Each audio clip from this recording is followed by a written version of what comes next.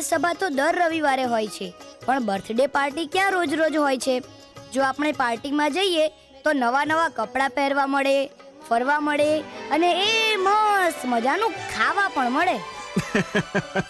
જો બેટા, બધું જ મળશે, પણ આ બધામાં સંસ્કાર ધોવાઈ જશે.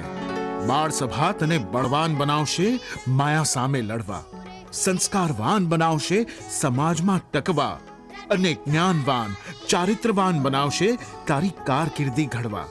તું આદર્શ નાગરિક બને, તું આદર્શ વિદ્યાર્થી બને, તારું જીવન ઉન્નત બને. એટલે વિનંતી કરું છું બેટા. મારે તને કઈ બાઘો નથી બનાવવો. તારામાં સ્કિલ હોવી જોઈએ, સ્કિલ. તું સ્માર્ટ હોવો જોઈએ, ચાણક્ય જેવી ચતુરાઈ હોવી જોઈએ, સમજે છે? દુનિયાદારી શીખવી પડશે બેટા. અને આ બધું તને પેલી શું બાળ સભામાં થોડી શીખવાડે. શ્યામ ગાતા તા એની ઊંચે ફરકતી પાંખો કે ઘનશ્યામ ઉડતા તા એની ઊંચે ફરકતી પાંખો કે પ્રમુખ સ્વામી મહારાજ કહેતા કે લક્ષણ વાળું શિક્ષણ રક્ષણ કરે છે ને લક્ષણ વિનાનું શિક્ષણ ભક્ષણ કરે છે. તારી દુનિયાદારી, આધુનિકતા ને મોબાઈલ મીડિયાની સ્વતંત્રતામાં આ કળિયુગ આપણા માનવને ભક્ષી ગયો છે બેટા, ભક્ષી ગયો.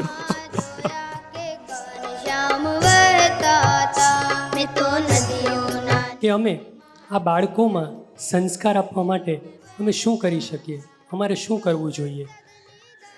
એટલે બાળકો સંસ્કાર તમારે પોતે ધ્યાન રાખવું પડશે, નહીં તો આવું થાય. મિત્રો સાથે ઓનલાઈન ગેમ રમવાની ઈચ્છા હોય છે. આ બધું મૂકીને બાળ સભામાં જવું એમાં બહુ આળસ આવે છે, બહુ વાંધો પડે છે. બાળકોએ પણ રવિ સમૂહ તો જાય, પણ વડીલો પણ જે હોય એ રવિ સભામાં અવશ્ય જાય.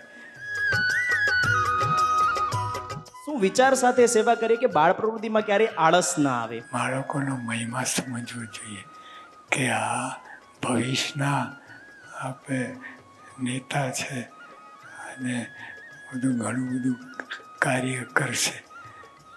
એ તમારામાં શ્રદ્ધા હોવી જોઈએ અને આગળ વધવાનું. પણ તમે જો ઢીલા પૂછા હોય તો બધું કાંઈ ના કરી શકો, ઉલટું બગડે. જો આ સંવાદમાં બધું આવ્યું, ક્યાંથી ક્યાં બધું થઈ ગયું. એટલે આપણે તકેદારી રાખે, ભલે સભામાં રવિ સભામાં જાય, બાળ સભામાં જાય, પણ તો એ તમે ઘરમાં શું કરે છે એ તમારે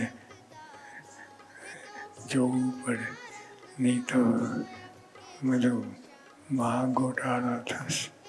અમે કેટલા બાળ બાલિકા મંડળો ઊભા કરીએ. ડબલ કરવું.